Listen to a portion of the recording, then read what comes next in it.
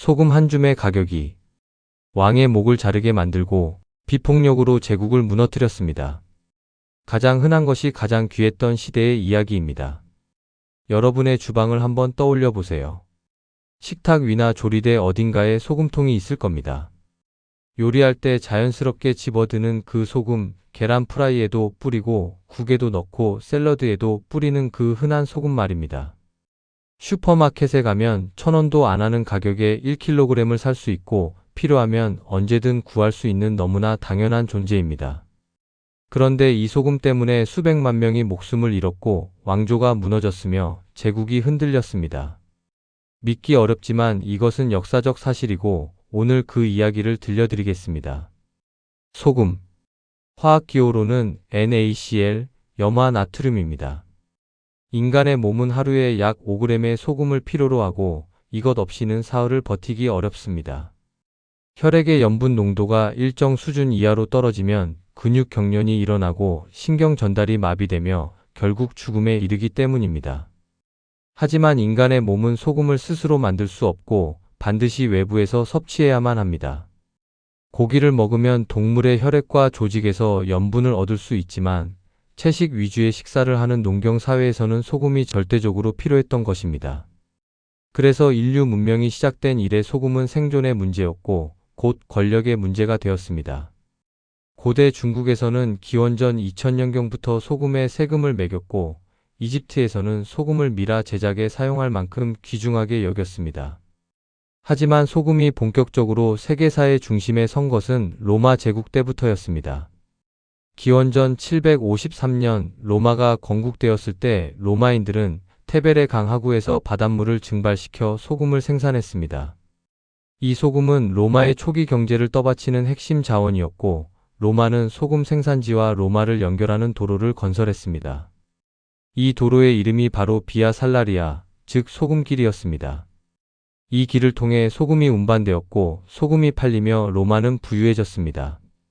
로마 군단의 병사들은 급여를 소금으로 받았습니다. 정확히는 소금을 살 수 있는 돈을 받았고 이것을 살라리움이라고 불렀습니다.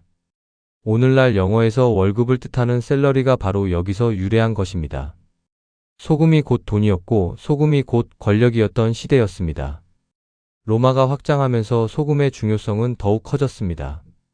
로마 군단이 정복한 지역마다 소금 생산지를 확보했고 소금 무역을 독점했습니다. 갈리아 지역, 지금의 프랑스에서는 대서양 연안에서 생산된 소금이 내륙으로 운반되었고 이베리아 반도에서는 지중해의 소금이 제국 전역으로 퍼져나갔습니다. 소금은 단순히 조미료가 아니었고 음식을 보존하는 유일한 수단이었기 때문입니다. 중세 유럽에서 소금의 가치는 더욱 높아졌습니다. 냉장고가 없던 시대, 고기와 생선을 보존하는 방법은 소금에 절이는 것뿐이었습니다. 특히 겨울철 식량 확보를 위해서는 대량의 소금이 필요했고 소금이 없으면 겨울을 넘기기 어려웠습니다. 그래서 소금 생산지를 가진 지역은 엄청난 부를 축적했고 소금 무역을 장악한 상인들은 귀족보다 더 부유해졌습니다. 베네치아 공화국이 대표적인 예였습니다. 베네치아는 아드리아해의 소금을 독점적으로 생산하고 유통했으며 이 소금 무역으로 막대한 부를 쌓았습니다. 베네치아의 화려한 궁전들과 산마르코 대성당의 황금빛 모자이크는 모두 소금이 만들어낸 부로 건설된 것입니다. 또한 독일 북부의 함부르크와 리베크를 중심으로 한 한자동맹도 발트해와 북해의 소금 무역으로 거대한 상업 연합을 이루었습니다. 하지만 소금이 가장 극적으로 역사를 바꾼 곳은 프랑스였습니다. 그리고 그 이야기는 세금에서 시작되었습니다. 14세기 프랑스 백년 전쟁으로 국가 재정이 바닥난 프랑스 왕실은 새로운 세금원을 찾아야 했습니다. 그때 주목한 것이 바로 소금이었습니다. 모든 사람이 반드시 필요로 하고 대체할 수 없으며 생산지가 한정되어 있는 완벽한 과세 대상이었기 때문입니다. 1342년 필리프 6세는 가벨이라는 소금 세금을 도입했습니다. 초기의 가벨 세금은 그나마 합리적이었습니다. 소금 가격의 일정 비율을 세금으로 내는 방식이었고 부담이 크지 않았습니다. 하지만 시간이 지나면서 이 세금은 점점 더 가혹해졌고 왕실의 끝없는 욕심은 백성들의 삶을 짓밟기 시작했습니다. 가장 큰 문제는 소금 구매 강제 제도였습니다. 프랑스 정부는 각 가정이 의무적으로 구매해야 하는 소금의 양을 정했습니다. 필요하든 필요하지 않든 돈이 있든 없든 상관없이 정해진 양의 소금을 왕실이 지정한 가격에 구매해야 했습니다. 그리고 그 가격은 시장 가격의 10배에서 많게는 30배에 달했습니다. 가난한 농민에게 이것은 감당할 수 없는 부담이었고 많은 가정이 소금 세금을 내지 못해 파산했습니다. 더 끔찍한 것은 처벌이었습니다. 소금 밀수는 중죄로 간주되었고 적발되면 사형에 처해질 수 있었습니다. 불법으로 소금을 사거나 세금을 내지 않고 소금을 사용하다 적발되면 갤리선에 노젓는 노예로 보내지거나 교수형에 처해졌습니다. 한 기록에 따르면 18세기에만 소금 관련 범죄로 처형된 사람이 수만 명에 달했다고 합니다. 프랑스 전역에는 가벨 경찰이라는 특별 조직이 운영되었습니다. 이들은 집집마다 방문하여 소금 사용량을 점검했고 의심스러운 경우 집을 뒤졌으며 밀수꾼을 추적했습니다. 백성들은 자신의 집에서조차 자유롭지 못했고 항상 감시당하는 느낌 속에서 살아야 했습니다. 이러한 억압은 백성들의 분노를 키웠고 그 분노는 골마가고 있었습니다. 그리고 1789년 마침내 그 분노가 폭발했습니다. 프랑스 혁명의 도화선이 된 것은 빵 부족이었지만 혁명의 깊은 뿌리에는 가벨 세금을 비롯한 온갖 가혹한 세금들이 자리 잡고 있었습니다. 혁명 직전 프랑스 농민들이 내야 하는 세금 중 가장 큰 부담이 바로 소금 세금이었고 많은 역사학자들이 가벨이 프랑스 혁명의 주요 원인 중 하나라고 분석합니다. 1789년 7월 14일 파리의 바스티유 감옥이 습격당했습니다. 이 사건은 프랑스 혁명의 시작을 알리는 상징적 순간이었고 감옥의 문이 부서지는 소리와 함께 수백 년간 쌓인 백성들의 분노가 폭발했습니다. 혁명군은 바스티유를 점령한 후 곧바로 다른 목표물로 향했는데 그것은 왕궁도 아니고 귀족의 저택도 아니었습니다. 바로 가벨 세금 징수소였습니다. 파리 전역의 소금 세금 징수소가 불타올랐고 수십 년간 쌓여온 세금 기록들이 화염 속에서 재가 되었습니다. 백성들은 환호했고 억압의 상징이었던 가벨 문서들이 사라지는 것을 지켜보며 눈물을 흘렸습니다. 한 혁명가는 이렇게 외쳤다고 합니다. 드디어 우리는 자유롭게 소금을 먹을 수 있다. 1790년 3월 1일 혁명 정부는 공식적으로 가벨 세금을 폐지한다고 선언했습니다. 450년 동안 프랑스 백성들을 짓눌러 왔던 소금 세금이 마침내 역사 속으로 사라지는 순간이었습니다. 의회에서 이 법안이 통과되자 파리 시민들은 거리로 쏟아져 나와 춤을 추었고 밤새도록 축제가 이어졌습니다. 하지만 혁명의 열기 속에서 사람들이 미처 깨닫지 못한 것이 있었습니다. 소금을 둘러싼 권력 투쟁은 끝난 것이 아니라 단지 새로운 형태로 변화하고 있었다는 사실입니다. 프랑스 혁명 이후에도 소금의 전략적 가치는 변하지 않았습니다. 나폴레옹이 집권하자 그는 즉시 소금 산업을 국가가 통제해야 한다고 판단했고 가벨이라는 이름은 사라졌지만 실질적으로는 국가 독점 형태로 소금 생산과 유통을 관리했습니다. 다만 이전처럼 가혹한 세금을 매기지는 않았고 가격도 합리적으로 책정했기 때문에 백성들의 저항은 없었습니다. 나폴레옹은 소금이 군대에 얼마나 중요한지 잘 알고 있었습니다. 수십만 명의 군대를 먹여 살리려면 엄청난 양의 보존식품이 필요했고 그것을 위해서는 소금이 필수였습니다. 나폴레옹의 러시아 침공이 실패한 이유 중 하나도 보급 부족이었는데 특히 소금 부족으로 고기를 보존할 수 없었던 것이 큰 타격이었습니다. 퇴각하는 프랑스 군대는 러시아의 추위와 굶주림으로 60만 명 중 50만 명이 목숨을 잃었고 그들 중 많은 수가 음식 부패로 인한 식중독으로 사망했습니다. 대서양 건너 미국에서도 소금은 전쟁의 승패를 가르는 핵심 요소였습니다. 1861년 남북전쟁이 발발했을 때 북부 연합군은 남부를 어떻게 무너뜨릴 것인가를 고민했습니다. 남부는 농업 중심 경제였고 특히 면화 재배로 부유했지만 공업 기반이 약했기 때문에 많은 것을 수입에 의존하고 있었습니다. 북군의 전략가들은 바로 이 점을 공략했고 남부의 해안을 봉쇄하는 아나콘다 계획을 수립했습니다. 이 봉쇄 작전에서 가장 중요한 목표물 중 하나가 바로 소금이었습니다. 남부연합은 자체적으로 소금을 생산할 능력이 부족했고 대부분을 카리브해 지역에서 수입했습니다. 북군 해군이 남부 해안을 봉쇄하자 남부로 들어오는 소금 공급이 끊겼고 이것은 남부 경제의 치명타였습니다.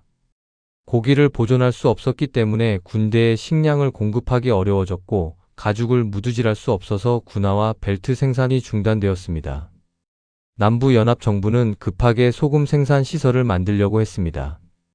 플로리다와 루이지애나의 해안에서 바닷물을 증발시켜 소금을 생산하려 했지만 북군은 이 시설들을 주요 공격 목표로 삼았습니다. 1862년 플로리다의 세인트 앤드루스만에 있던 남부의 소금 생산 시설이 북군 해군에 의해 파괴되었고 이후 남부가 건설한 소금 시설들은 하나둘씩 모두 공격받아 무너졌습니다. 남부의 소금 부족은 심각한 수준이 되었습니다. 1863년경 남부연합에서 소금 가격은 전쟁 전의 60배로 치솟았고 부유한 농장주들조차 소금을 구하기 어려웠습니다. 일반 백성들은 말할 것도 없었고 사람들은 훈제실 바닥에 흙을 파서 물에 녹여 염분을 추출하는 지경까지 이르렀습니다. 한 남부연합군 장교는 일기에 이렇게 적었습니다. 우리 병사들은 소금 없는 음식을 먹고 있고 이것은 총알보다 더 군대의 사기를 떨어뜨린다. 북군의 소금 봉쇄는 결정적 효과를 발휘했고 1865년 남부연합이 항복할 때 항복 이유 중 하나로 보급 부족이 공식적으로 언급되었습니다. 그 보급 부족의 핵심에는 소금이 있었습니다. 소금 하나만으로 전쟁을 이길 수는 없었지만 소금 없이는 절대 전쟁에서 이길 수 없었던 것입니다. 한편 유럽과 북미에서 소금을 둘러싼 권력 투쟁이 벌어지는 동안 아시아에서는 또 다른 형태의 소금 억압이 진행되고 있었습니다. 그 무대는 바로 인도였습니다. 영국은 18세기부터 인도를 식민 지배하기 시작했고 1858년 무굴 제국이 완전히 무너진 후 인도는 공식적으로 영국 왕실에 직할 식민지가 되었습니다. 영국은 인도를 지배하면서 온갖 세금을 만들어냈는데 그 중에서도 가장 악명 높았던 것이 바로 소금 세금이었습니다. 프랑스의 가벨과 똑같은 방식이었고 영국은 인도의 모든 소금 생산과 판매를 독점했습니다. 인도는 해안선이 길고 기후가 건조한 지역이 많아서 소금을 자급자족할 수 있는 환경이었습니다.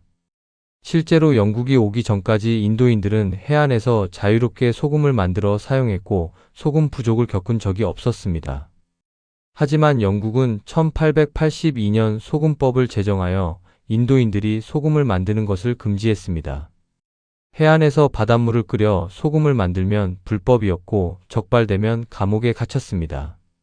인도인들은 영국이 지정한 소금 상점에서만 소금을 살 수 있었고 그 가격은 인도인들이 감당하기 어려운 수준이었습니다.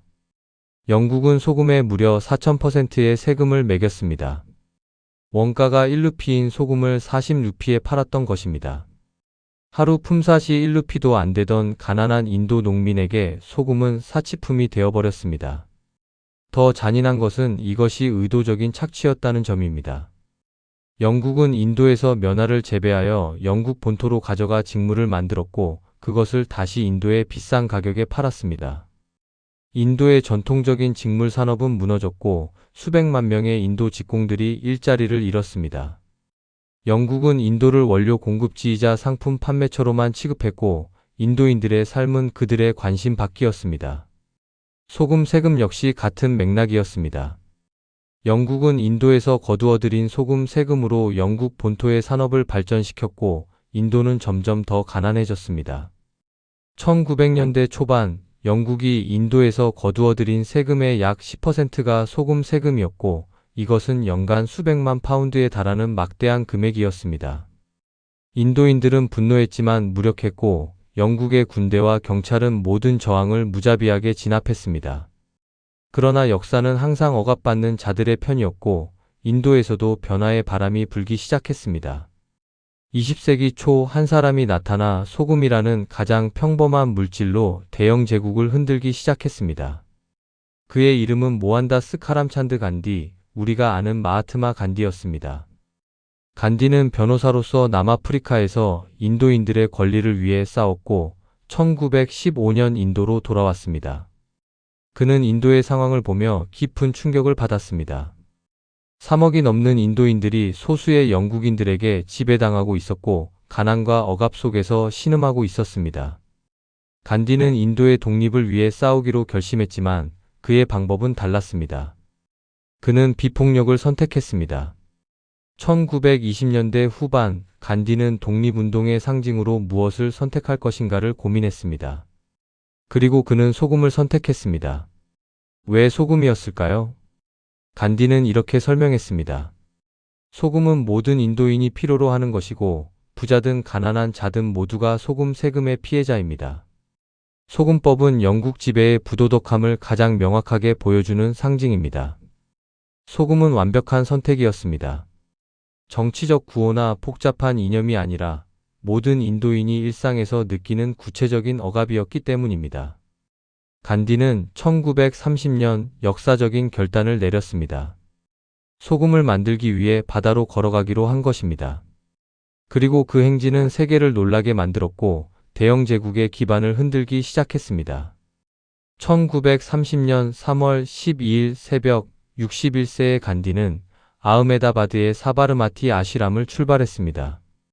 그의 목적지는 390km 떨어진 해안마을 단디였고 그곳에서 그는 직접 소금을 만들 계획이었습니다. 이것은 영국의 소금법에 대한 명백한 도전이었고 체포될 수도 있는 위험한 행동이었습니다. 하지만 간디는 두려워하지 않았고 오히려 체포되는 것도 전략의 일부였습니다. 간디와 함께 출발한 사람은 78명이었습니다. 모두 간디가 직접 선발한 사람들이었고 다양한 카스트와 종교적 배경을 가진 이들이 포함되어 있었습니다. 간디는 이 행진이 모든 인도인의 행진이 되기를 원했고 힌두교도, 무슬림, 시크교도 그리고 불가 촉천민까지 모두가 함께 걷는 것을 보여주고 싶었습니다. 그들은 하루 평균 16km를 걸었고 매일 마을을 지나갈 때마다 사람들이 합류했습니다. 첫 주가 지나자 행진 참가자는 수백 명으로 늘어났습니다. 둘째 주가 되자 수천 명이 간디를 따랐고 그들이 지나가는 마을마다 수만 명의 인도인들이 도로 양쪽에 늘어서서 환호했습니다. 간디는 각 마을에서 연설했고 사람들에게 비폭력 저항의 중요성을 강조했습니다. 우리는 증오로 싸우지 않습니다. 우리는 사랑과 진실로 싸웁니다. 영국인들을 미워하지 마십시오.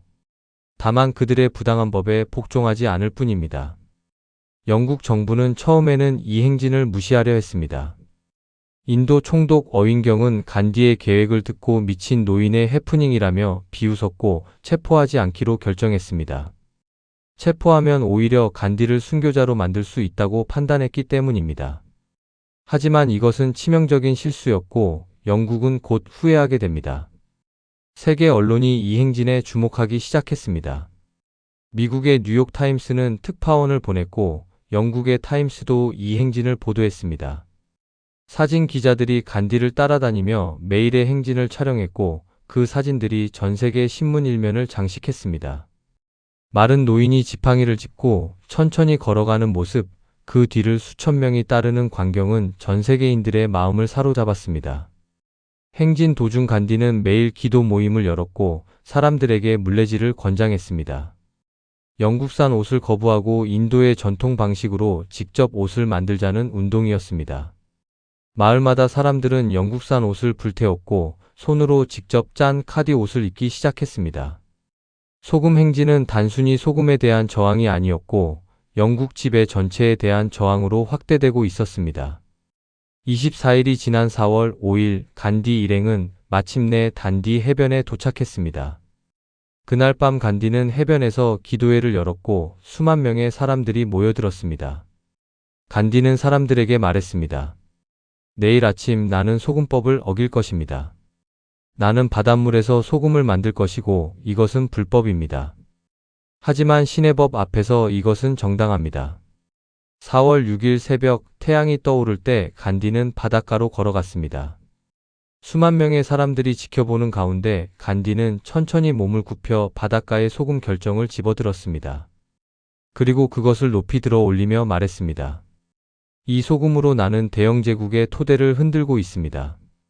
그 순간을 포착한 사진은 전 세계로 퍼져나갔고 역사적 순간으로 기록되었습니다. 간디가 소금을 집어든 순간 인도 전역에서 사람들이 움직이기 시작했습니다. 해안 마을에 사는 수백만 명의 인도인들이 바닷가로 나가 소금을 만들었고 영국의 소금법은 사실상 무력화되었습니다. 경찰은 너무 많은 사람들을 체포할 수 없었고 감옥은 금방 가득 찼습니다. 한 달 만에 6만 명이 넘는 사람들이 소금법 위반으로 체포되었지만 저항은 멈추지 않았습니다. 영국 정부는 당황했습니다. 폭력으로 진압하자니 세계 여론이 두려웠고 그냥 두자니 권위가 무너지는 상황이었습니다. 결국 영국은 최악의 선택을 했습니다. 비폭력 시위대에 대한 무력 진압을 명령한 것입니다. 그리고 이것은 대영 제국의 도덕적 파산을 전 세계에 보여주는 계기가 되었습니다. 5월 21일 다르사나 소금 공장에서 역사상 가장 충격적인 장면이 펼쳐졌습니다. 2,500명의 간디 추종자들이 평화롭게 소금 공장으로 행진했고 그들은 어떠한 무기도 들고 있지 않았습니다. 그들은 단지 공장으로 들어가 소금을 만들려고 했을 뿐이었습니다. 하지만 영국 식민정부가 고용한 400명의 경찰이 그들을 기다리고 있었습니다. 경찰들은 강철 끝이 달린 라티라는 몽둥이로 무장하고 있었습니다. 시위대가 공장 문에 다가가자 경찰 지휘관이 명령을 내렸습니다. 공격하라. 경찰들이 일제히 달려들어 시위대를 구타하기 시작했고 비명소리가 들판을 가득 메웠습니다. 미국 기자 웹 밀러는 그 현장에 있었고 그가 목격한 광경을 이렇게 기록했습니다. 시위대는 한 줄로 늘어서서 천천히 앞으로 걸어갔습니다. 경찰의 몽둥이가 그들의 머리를 내리쳤고 사람들이 쓰러졌습니다. 하지만 쓰러진 사람들 뒤에서 또 다른 사람들이 계속 앞으로 걸어갔습니다. 그들은 팔을 들어 자신을 방어하지도 않았고 뒤로 물러서지도 않았습니다. 그저 묵묵히 앞으로 걸어가다가 맞고 쓰러질 뿐이었습니다.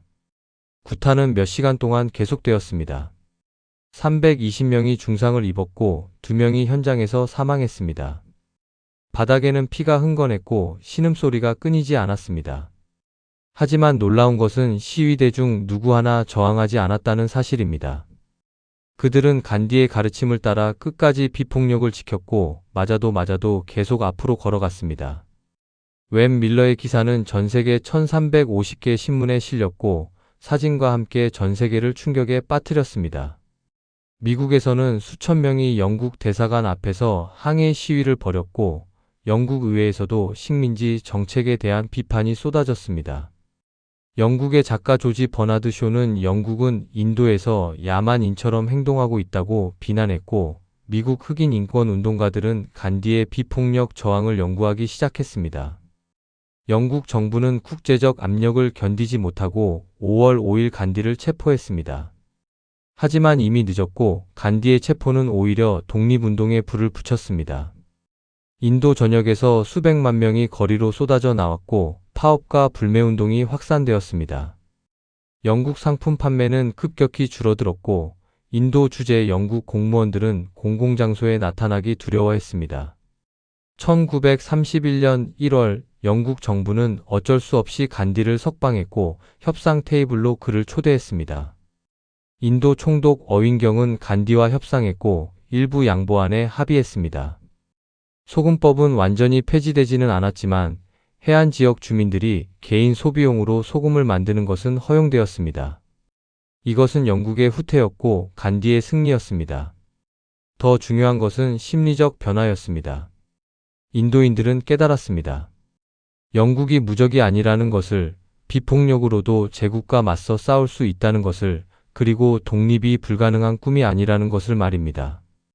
간디의 소금 행진은 단순히 소금에 관한 것이 아니었고 인도인의 자존심과 용기를 되찾는 과정이었습니다. 세계 역사에서도 이 사건은 큰 의미를 가졌습니다. 미국의 마틴 루터 킹 목사는 간디의 비폭력 저항을 연구했고 이것을 미국 흑인 인권 운동에 적용했습니다. 남아프리카 공화국의 넬슨 만델라 역시 간디의 영향을 받았고 폴란드의 레흐 바웬사도 간디를 언급했습니다. 소금 행진은 20세기 비폭력 저항 운동의 원형이 되었고 억압받는 사람들에게 희망의 등불이 되었습니다. 하지만 간디의 투쟁은 여기서 끝나지 않았습니다. 소금 행진 이후에도 영국은 인도를 떠나지 않았고 수백만 명의 인도인들이 여전히 억압받고 있었습니다. 완전한 독립까지는 아직 17년이라는 긴 시간이 남아 있었고 그 과정은 결코 쉽지 않을 것이었습니다. 그러나 1930년 단디 해변에서 간디가 집어든 소금 한 줌은 이미 역사를 바꾸기 시작했고 그 작은 결정은 대영 제국의 종말을 예고하고 있었습니다. 1939년 9월 1일 유럽에서 제2차 세계대전이 발발했습니다. 영국은 독일과의 전쟁을 위해 막대한 자원과 인력이 필요했고 식민지 인도의 도움을 요청했습니다. 영국 정부는 인도 국민회의와 협상을 시도했지만 간디와 네루는 명확한 입장을 밝혔습니다. 인도의 독립을 약속하지 않으면 전쟁 협력도 없다. 영국은 딜레마에 빠졌습니다. 독일과 일본이라는 강력한 적을 상대하려면 인도의 지원이 절실했지만 인도의 독립을 약속하는 것은 제국의 붕괴를 의미했습니다. 결국 영국은 애매한 약속만 했고 전쟁 후 자치권을 검토하겠다는 모호한 답변을 내놓았습니다. 이것은 인도인들을 만족시키지 못했고 오히려 분노만 키웠습니다. 1942년 간디는 인도를 떠나라 퀴트 인디어 운동을 시작했습니다. 영국인들은 인도를 떠나십시오. 당신들은 이곳에 속하지 않습니다. 이것은 지금까지의 비폭력 저항 중 가장 강력한 선언이었고 인도 전역에서 수백만 명이 거리로 쏟아져 나왔습니다. 영국은 즉시 간디와 국민회의 지도자 대부분을 체포했고 가혹한 탄압이 시작되었습니다. 하지만 이번에는 달랐습니다. 제2차 세계대전으로 영국의 국력이 약해진 상황에서 인도를 무력으로 계속 지배하기는 어려웠습니다. 영국은 인도에서만 25만 명의 군대를 주둔시키고 있었지만 3억 5천만 인도인의 저항을 막기에는 턱없이 부족했습니다. 게다가 전쟁 비용으로 영국 경제는 파탄 직전이었고 더 이상 광대한 식민지를 유지할 여력이 없었습니다. 1945년 8월 일본이 항복하며 제2차 세계대전이 끝났습니다. 영국은 승전국이었지만 대가는 컸고 국가 부채는 천문학적으로 늘어났으며 국제적 위상은 크게 추락했습니다. 더 이상 해가 지지 않는 제국이 아니었고 새로운 시대의 초강대국은 미국과 소련이었습니다. 영국의 새 총리 클레멘트 애틀리는 현실을 직시했습니다. 인도를 잃는 것은 시간 문제였고 차라리 명예롭게 물러나는 것이 낫다고 판단했습니다. 1946년 영국 정부는 인도에 사절단을 보내 독립 협상을 시작했습니다. 하지만 새로운 문제가 발생했습니다. 힌두교도와 무슬림 사이의 갈등이었고 무슬림 연맹의 지도자 무함마드 알리 진나는 별도의 무슬림 국가 파키스탄 건국을 요구했습니다. 간디는 인도의 분할을 강력히 반대했고 내 시체를 넘어서 인도를 나눌 것이라고 선언했습니다. 하지만 힌두교도와 무슬림 사이의 폭력 사태가 확산되며 상황은 걷잡을 수 없게 되었습니다. 1947년 6월 영국은 최종 결정을 내렸습니다. 인도를 힌두교 중심의 인도와 무슬림 중심의 파키스탄으로 분할하여 독립시키기로 한 것입니다. 마운트베튼 경이 인도 총독으로 파견되어 분할 작업을 지휘했고 영국의 법률가 시릴 레드클리프가 국경선을 그었습니다. 레드클리프는 인도에 한 번도 와본 적이 없는 사람이었지만 단 5주 만에 수천 년의 역사를 가진 땅을 둘로 나누는 선을 그어야 했습니다. 1947년 8월 14일 자정 인도와 파키스탄이 공식적으로 독립했습니다. 8월 15일 새벽 델리의 레드포트에서 자와할랄 네루가 인도의 초대 총리로서 연설했습니다. 오랜 세월 동안 우리는 운명과의 약속을 해왔고 이제 그 약속을 지킬 시간이 왔습니다. 자정의 종이 울릴 때 세계가 잠들어 있는 동안 인도는 삶과 자유를 향해 깨어날 것입니다. 수백만 명의 인도인들이 거리로 쏟아져 나와 환호했습니다. 200년 가까이 이어진 영국의 지배가 끝났고 인도는 다시 자유를 되찾았습니다. 하지만 간디는 축제에 참여하지 않았고 그는 벵골 지역의 한 마을에서 힌두교도와 무슬림의 화해를 위해 단식하고 있었습니다. 간디에게 독립의 기쁨은 분할의 슬픔으로 반감되었고 그는 내 꿈의 인도는 이것이 아니었다고 말했습니다. 독립과 동시에 대참사가 시작되었습니다. 국경선이 발표되자 1,500만 명이 넘는 사람들이 국경을 넘어 이동했고 이것은 인류 역사상 최대 규모의 인구 이동이었습니다. 힌두교도는 파키스탄에서 인도로, 무슬림은 인도에서 파키스탄으로 피난길에 올랐습니다. 하지만 이 과정에서 종교 간 폭력이 폭발했고 약 100만 명이 학살당했습니다. 기차는 시체로 가득 차서 도착했고 마을 전체가 불타올랐으며 도로는 난민들의 시체로 뒤덮였습니다. 간디는 이 폭력을 멈추기 위해 필사적으로 노력했습니다. 그는 78세의 고령에도 불구하고 폭동이 일어난 마을들을 돌아다니며 평화를 호소했고 힌두교도와 무슬림이 함께 기도하도록 권유했습니다. 델리에서 폭동이 일어나자 간디는 단식을 시작했고 폭력이 멈추지 않으면 죽을 때까지 먹지 않겠다고 선언했습니다. 그의 단식은 효과가 있었고 델리의 폭력은 점차 잠잠해졌습니다. 하지만 간디의 화해 노력은 일부 극단주의자들의 분노를 샀습니다. 힌두교 극우단체는 간디가 무슬림의 편을 든다고 비난했고 그를 배신자로 낙인 찍었습니다. 1948년 1월 30일 저녁 델리의 비를라 하우스에서 기도 모임을 마치고 나오던 간디에게 한 남자가 다가왔습니다. 그의 이름은 나투람 고드세, 힌두교 극우주의자였고 그는 권총을 꺼내 간디의 가슴에 3발의 총을 쏘았습니다. 간디는 쓰러지며 헤이람, 오 신이시여이라고 중얼거렸고 그것이 그의 마지막 말이었습니다. 위대한 영혼 마하트마 간디는 78세의 나이로 세상을 떠났고 그가 평생 믿었던 비폭력의 메시지는 폭력으로 끝을 맺었습니다. 아이러니하게도 평화를 위해 살다간 그가 증오의 총탄에 쓰러진 것입니다.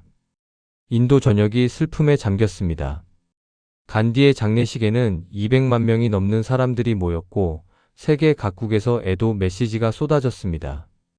유엔 총회는 간디를 추모하며 묵념했고 미국 대통령 해리 트루먼은 인류는 위대한 영혼을 잃었다고 애도했습니다. 아인슈타인은 다음 세대는 이런 사람이 실제로 존재했다는 것을 믿기 어려워할 것이라고 말했습니다. 간디가 세상을 떠난 후에도 그의 유산은 살아남았습니다. 인도는 세계 최대의 민주주의 국가로 성장했고 비폭력 저항의 전통은 세계 곳곳으로 퍼져나갔습니다. 1950년대와 60년대 미국의 흑인 인권 운동, 1980년대 폴란드의 민주화 운동, 1990년대 남아프리카 공화국의 아파르트헤이트 종식, 이 모든 운동에 간디의 정신이 살아 숨쉬고 있었습니다. 그리고 소금은 어떻게 되었을까요? 독립 후 인도는 소금 세금을 완전히 폐지했고 모든 인도인이 자유롭게 소금을 생산하고 사용할 수 있게 되었습니다. 1930년 간디가 단디 해변에서 집어든 그 소금 한 줌은 17년 후 3억 5천만 인도인의 자유로 이어졌습니다. 소금은 더 이상 억압의 상징이 아니었고 오히려 자유와 저항의 상징이 되었습니다. 오늘날 소금은 세계에서 가장 흔하고 저렴한 물질 중 하나입니다. 전 세계에서 연간 약 2억 8천만 톤의 소금이 생산되고 1kg당 가격은 몇백 원에 불과합니다. 한때 금보다 귀했던 소금, 왕조를 무너뜨리고 혁명을 일으켰던 소금, 제국을 흔들었던 소금이 이제는 너무 흔해서 그 가치를 잊고 사는 시대입니다. 하지만 역사는 우리에게 말합니다. 가장 당연한 것이 한때는 가장 귀중했다는 것을, 가장 작은 것이 세상을 바꿀 수 있다는 것을, 그리고 정의를 위한 싸움은 결코 헛되지 않다는 것을 말입니다. 간디가 집어든 소금 한 줌은 작았지만 그것이 상징하는 의미는 거대했고 그 작은 행동이 역사를 바꾸었습니다. 로마 제국의 병사들이 급여로 받았던 소금, 프랑스 혁명의 도화선이 되었던 가벨 세금, 남북 전쟁에서 승패를 가른 소금 봉쇄, 그리고 간디의 소금 행진. 수천 년 동안 소금은 인류 역사의 중심에 있었고 전쟁과 혁명, 억압과 저항의 현장에 항상 소금이 있었습니다. 이제 우리는 소금을 당연하게 여기지만 그 당연함이 얼마나 많은 희생과 투쟁 끝에 얻어진 것인지 기억해야 합니다. 1947년 8월 15일 인도가 독립한 날 한 노인이 단디 해변을 찾아왔습니다. 그는 17년 전 간디와 함께 소금 행진에 참여했던 사람이었고 이제 그는 자유인으로서 그 해변에 서 있었습니다. 그는 바닷가에 소금을 집어들고 눈물을 흘렸습니다. 우리가 해냈습니다. 바푸. 우리가 정말 해냈습니다. 그 소금 한 줌 속에는 수백만 명의 희생과 수십 년의 투쟁과 한 민족의 불굴의 의지가 담겨 있었습니다. 그리고 그것은 세상에 증명했습니다. 정의는 반드시 승리한다는 것을, 비폭력도 폭력을 이길 수 있다는 것을, 그리고 가장 평범한 것이 때로는 가장 강력한 무기가 될 수 있다는 것을 말입니다. 이제 다시 처음으로 돌아가 봅시다. 여러분의 주방, 그 작은 소금통을 떠올려 보세요. 아마 지금도 그곳에 있을 것이고 여전히 당연한 존재로 자리 잡고 있을 겁니다. 하지만 이제 여러분은 알고 계십니다.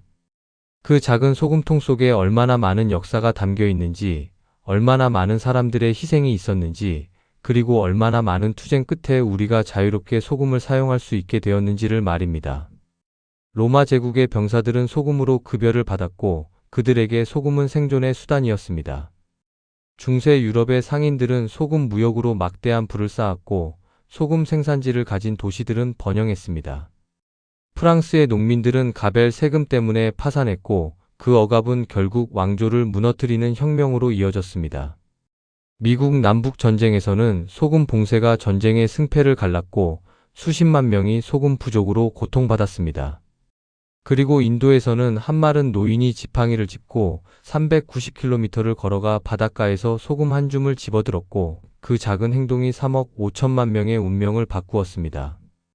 간디는 폭력으로 맞서지 않았고 증오로 대응하지 않았으며 단지 정의가 무엇인지를 조용히 보여주었을 뿐입니다. 그리고 세상은 변했습니다.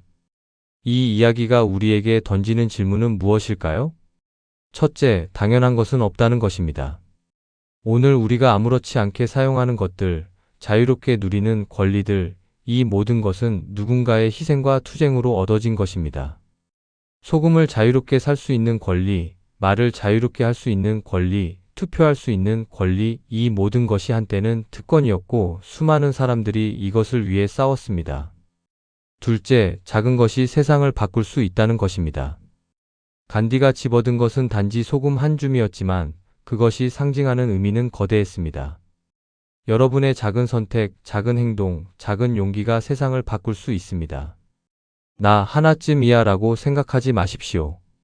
간디도 혼자 시작했고 프랑스 혁명도 한 사람의 분노에서 시작되었으며 모든 큰 변화는 작은 결심에서 비롯되었습니다. 셋째, 비폭력이 폭력보다 강할 수 있다는 것입니다. 간디는 단 한 번도 무기를 들지 않았고 영국군에 맞서 총을 쏘지 않았으며 폭탄을 던지지 않았습니다. 그는 단지 걸었고 소금을 집었으며 맞아도 일어났습니다. 그리고 그것이 대영 제국을 무너뜨렸습니다. 폭력은 또 다른 폭력을 낳지만 비폭력은 양심을 깨웁니다. 간디의 승리는 무기의 승리가 아니라 도덕의 승리였습니다. 넷째, 정의는 때로 늦지만 결국 승리한다는 것입니다. 프랑스의 가벨 세금은 450년 동안 지속되었고 영국의 인도 지배는 200년 가까이 이어졌습니다. 그 긴 시간 동안 수백만 명이 고통받았고 많은 사람들이 절망했으며 어떤 이들은 포기했습니다. 하지만 결국 정의가 승리했고 억압은 무너졌으며 자유가 찾아왔습니다. 역사의 궤적은 길지만 그것은 정의를 향해 구부러진다는 말이 있습니다. 포기하지 마십시오. 마지막으로 우리가 누리는 평범한 일상이 사실은 기적이라는 것입니다. 소금을 자유롭게 살 수 있고 원하는 만큼 사용할 수 있으며 아무도 그것을 빼앗아가지 않는 세상. 이것은 수천 년 인류 역사에서 매우 최근에야 가능해진 일입니다. 우리 조부모 세대만 해도 경험하지 못한 자유이고 우리가 당연하게 여기는 것들이 사실은 수많은 사람들의 희생으로 얻어진 것입니다. 오늘 이야기는 소금에 관한 것이었지만 사실은 인간의 존엄성에 관한 이야기였습니다. 권력자들은 항상 가장 기본적인 것을 빼앗아 사람들을 지배하려 했고 사람들은 그 기본적인 것을 되찾기 위해 싸웠습니다. 빵을 위해, 물을 위해, 소금을 위해, 그리고 자유를 위해 사람들은 일어섰습니다. 여러분의 식탁 위 소금통을 다시 한번 보십시오. 그것은 단순한 조미료가 아닙니다.